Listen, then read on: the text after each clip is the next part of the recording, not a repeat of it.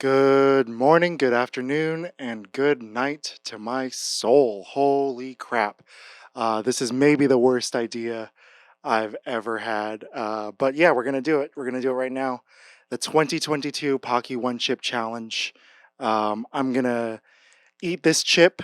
My tongue is going to turn blue. And then I'm going to attempt to list my top 10 scenes from Lord of the Rings whilst suffering through the spiciness of this chip. I'm doing this to celebrate Rings of Power, the debut of Rings of Power, which just came out on Amazon Prime. I personally highly recommend it to everybody who's a fan of Lord of the Rings. Don't listen to the haters on the internet; they don't know anything. I am the one with the knowledge. Yes, correct. Yes. Um, but yeah, let's get started. Let's just dive in. Let's just open up this chip. As you can see, it is sealed in foil. I'm gonna do this. You've probably seen a whole bunch of people do this before. Also, if I decide to quit, I have almond milk. If I decide to quit, I have water. Um, but I'm gonna try to make it through the entire list without and talk about the scenes as well in depth without doing any of that stuff. It's also probably going to be difficult to pronounce the names of everybody while I'm doing this. So if I can't pronounce Galadriel while doing it, then sorry. Uh, but yeah, we're just going to go through it. We're going to go ahead and do it. Alrighty. Um, it kind of smells fruity. Oh yeah, it's supposed to turn my tongue blue as well, so you'll get a nice treat, YouTube viewers. I'm also not gonna cut the entire time, so you will see me just suffering through the pain. It's gonna be great. It's gonna be fun.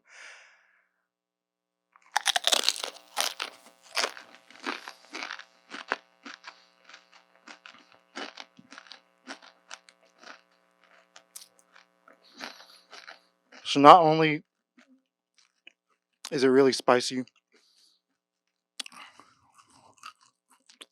it's really stale. Like it's not a crunchy chip at all. I'm gonna lick my fingers. Woo!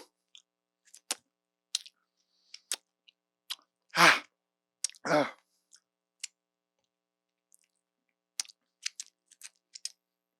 Okay. My tongue is blue. Okay. My number 10 is when Frodo ooh, shows the ring to Galadriel in Fellowship of the Ring. This kind of begins the bond between Frodo and Galadriel as she's the fairest and the mightiest of all the elves. As a child, this was my introduction to Kate Blanchett. It also reinforces the idea that power corrupts in Tolkien's world. Oh my god, oh wow, that is no joke. So Frodo shows her the ring. She denies it. She resists the temptation. She's one of the most powerful people in the world, um, and so she's able to resist it. Wonderful performances by Elijah Wood and Galadriel. My number 9 is Gandalf fighting Durin's Bane at the Bridge of Khazad-dûm, also from Fellowship of the Ring. It's one of the most heroic sacrifices in cinematic history. Two Maiar going full strength at one another. One of Ian McKellen's career highlights. Oh shit. The line, "You cannot pass!" Oh, so good.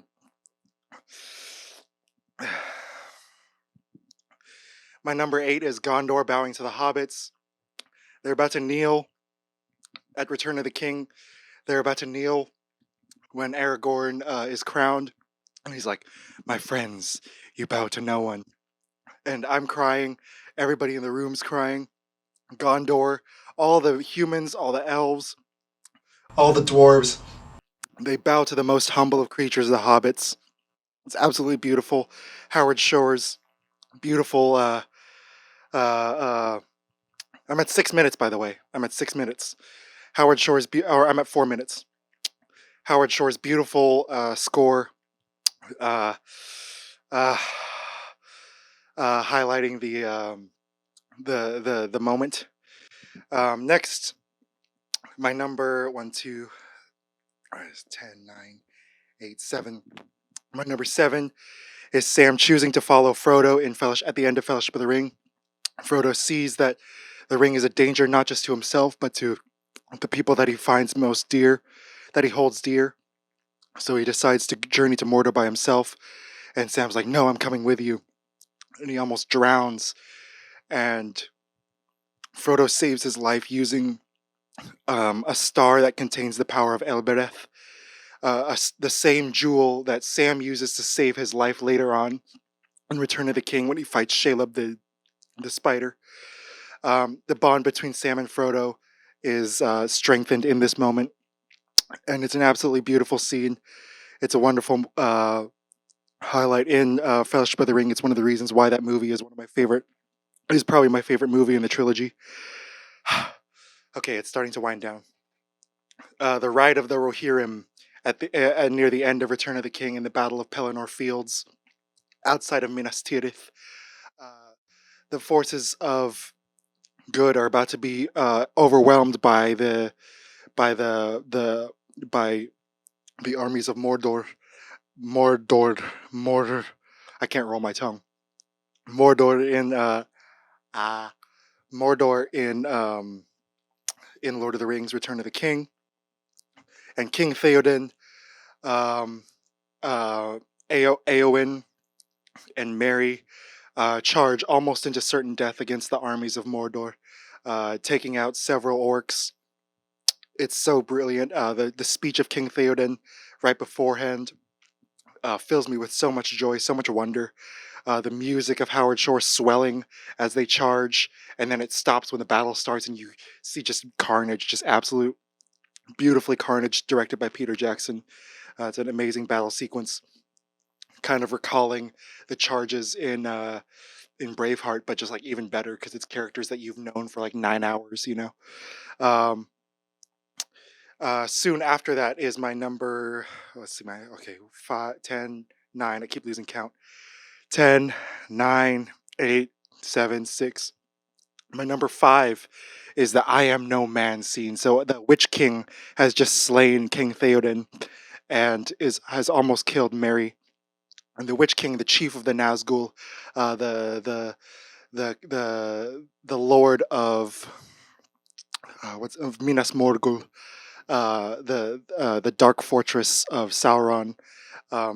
The Witch King, who was prophesied to never be killed by a man, the Witch King faces off against Eowyn, and Eowyn disables the Witch King and says, and is about to deliver the killing blow, and the Witch King laughs and says, "No man can kill me."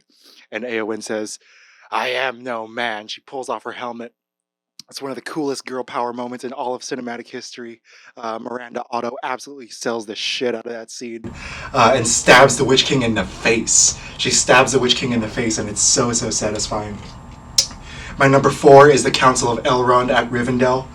The Council of Elrond at Rivendell is just a beautiful scene showing the assembly of the Fellowship of the Ring, showing dwarves, elves, and men, and just the whole thesis of Lord of the Rings, that all different kinds of people from different backgrounds with different histories can come together to fight a horrible adversary in Sauron. Despite Sauron's reputation as being this indestructible force of evil, you get this amazing scene where Frodo, who knows that carrying the ring means certain death, Frodo says, "I will take the ring." You know, nobody wants to take the ring. The mightiest man of Gondor, Boromir, one of the mightiest elves of the Mirkwood, Legolas, one of the mightiest dwarves of all time, Gimli, are all fighting to be this hero, and Frodo's like, "No, I'm gonna do it." And Gandalf knows that he thinks Frodo's gonna die, and so he's so sad, and yet he's so proud of his friend. The hobbits follow him without hesitation. Merry and Pippin and Sam, they don't even know what they're getting into, but they know that they want to protect their friend. and they're inspired by Frodo's bravery. It's such a beautiful scene. It's where you first hear in full force the, oh man, it's in my throat. Ah! It's where you first hit ba da ba ba ba ba ba ba. Woo! I'm sweating. Ah. Okay, it's starting to fade away. It's starting to fade away. Okay, my number 3 is Aragorn's charge at Mordor. At the gates of Mordor, Gandalf has just learned that Frodo and Sam are still alive, and that they're at Mount Doom. And in order to distract Sauron, he takes all the forces of men, excuse me. Oh man, the burp was spicy. Oh. I love spicy foods, but that one was insane. I still haven't gone for the almond milk, by the way. You see that I'm not cutting. I'm not cutting at all. I'm not cutting the footage. I'm not cutting the audio. I haven't touched the almond milk yet. Aragorn's charge at Mordor.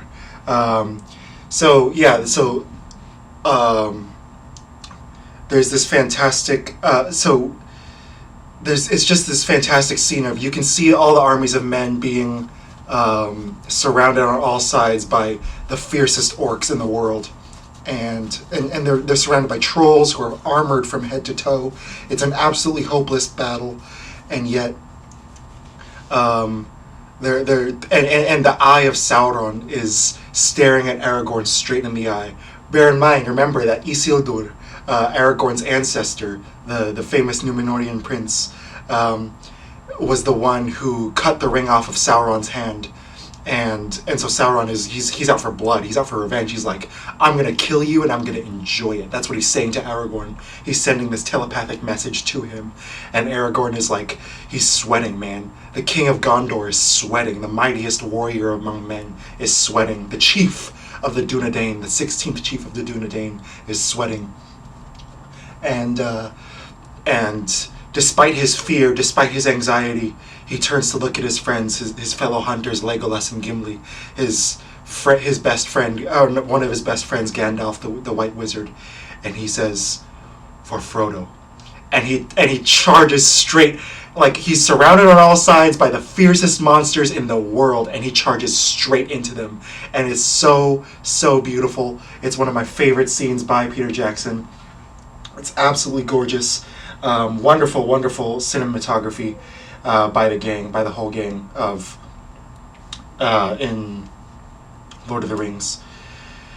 Okay, my number 2 is Boromir's sacrifice in Fellowship of the Ring. And this is near the end of the film.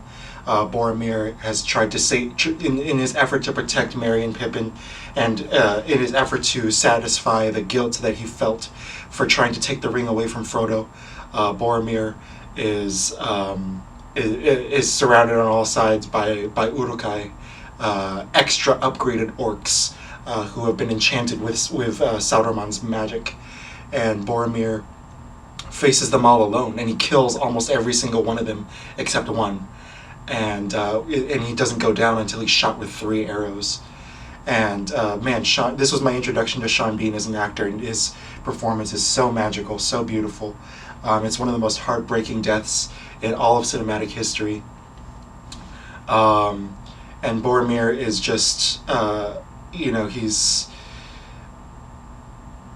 his dying body is found by Aragorn, and Aragorn is cradling him in his arms. And you forget that Aragorn is the heir to the throne that is protected by Boromir's family. And Boromir kind of feels this entitlement, he's like, my family's been watching over Gondor. We don't need no king. Gondor has no king. He says that in the Council of Elrond. Gondor needs no king. But at the end of his life, he acknowledges Aragorn as his king, and it's his last words. And Aragorn says, "Be at peace, son of Gondor," and he tells him, I swear I will not let the White City fall. So... And in Return of the King, he fulfills that promise. He fulfills that promise to Boromir. heal Aragorn along with the with the army of Oathbreakers, with the Rohirrim, with Legolas and Gimli, saves Minas Tirith and fulfills his promise to Boromir. And it's such a beautiful series. Everything comes together in Lord of the Rings, which is why I love Tolkien's fiction, because it's even more complicated in the book, but it still works in the book. It fits even better in the book, if anything. Um, and then my number one is not really a scene; it's a sequence. It's the Helm's Deep sequence. Of course. In my opinion, the greatest sword and shield battle in the history of cinema. You got 10,000 Uruk-hai versus just a few hundred Rohirrim, and a few scrappy survivors. Legolas and Gimli becoming friends in this battle. Aragorn and some of the some of the some of Galadriel's men from Lorien, the Forest of Lorien, and some of them are there fighting alongside the men for the first time since the last alliance in the Second Age, and and it's such a powerful battle sequence. So many wonderful characters die, so many absolutely like last minute saves, so many close calls from heroes. Like you have no idea who's going to live, who's going to die in the whole thing. The battle scene, the setup for the battle scene is so quiet and so brilliantly set up with these wonderful dolly shots and crane shots by Peter Jackson.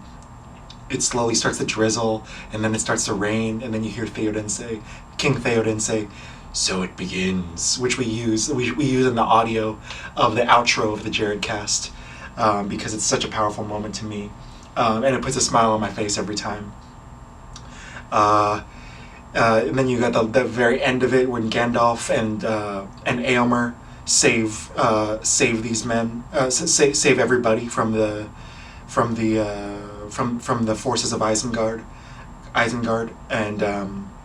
and for context, Éomer was just exiled by his King Theoden, and now he comes to his rescue in the last hour, and it's just so beautiful. It's so amazing.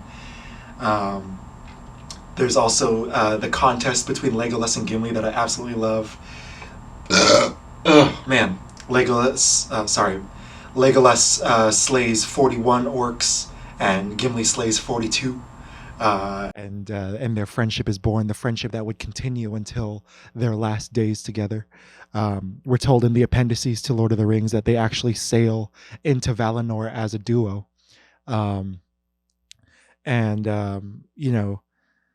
Legolas is a man of the forest. But later on in the books of Return of the King, he grows to be passionate about the sea, and so he fulfills this passion with his best friend Gimli, and they sail to Valinor together. Valinor is the Undying Lands where the elves go to retire and live out in immortality, basically. And Gimli is the only dwarf in Tolkien's fiction to ever sail to Valinor, because of his friendship with Legolas, and that friendship was born on that night in Helm's Deep. Also, you have wonderful little scenes featuring all the human characters, and the human characters are so wonderful because a lot of them don't even have names, but they're kids. They're teenagers that are facing off against these are farmers, these are craftsmen, these are not people who are trained to fight, and they're facing off against the 10,000 most elite orcs in the world. And it's absolutely insane.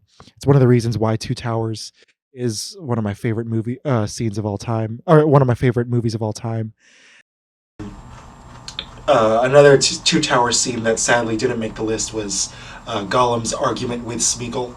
Gollum is a separate personality from Smeagol within the same body, and when they're arguing together for control of Smeagol's body, and to fight for the ring, that his precious, to fight for it, Smeagol briefly wins. Leave and never come back. It's a really terrible impression because I lost my voice just right now. But yeah, that's that's the one ship challenge, man. That's Lord of the Rings. My top 10 Lord of the Rings scenes. I wanted to get more in depth, but it was very very spicy and very, very hard to deal with. So let me just leave you with a quote from my number 10 scene. Frodo says to Galadriel, "I cannot do this alone." And she says, "You are a ring bearer, Frodo. To bear a ring is to be alone. This is Nenya, the ring of adamant, and I am its keeper. This task was appointed to you, and if you do not find a way, no one will." Frodo says, "I know what I must do. It's just that I'm afraid to do it." And she says to him, "Even the smallest person can change the course of the future." And that is the essence of Tolkien's fiction, man. I'm reading the Silmarillion right now, and it's crazy how the smallest decisions by elves, by men, can shape the whole fate of the world and shape the whole fate of a race, of a family tree. It's really, really interesting and really, really cool. So yeah, those are my top 10 Lord of the Rings scenes. That's the one chip challenge. I'm going to drink some almond milk right now to save my tongue.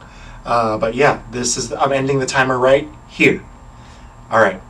Thank you guys for watching. This is a short Jaredcast episode because I am dying inside. Have a good day. We love you. Goodbye. Let's go. What a lovely day! Andy, there's a whole world out there. Jump in. Can you dig it? Yeah. You must always pay strict attention. I was just completely enamored by it the entire time. Dude, he did not have to go that hard. I know, man. Isn't it wild? The Jared Cast.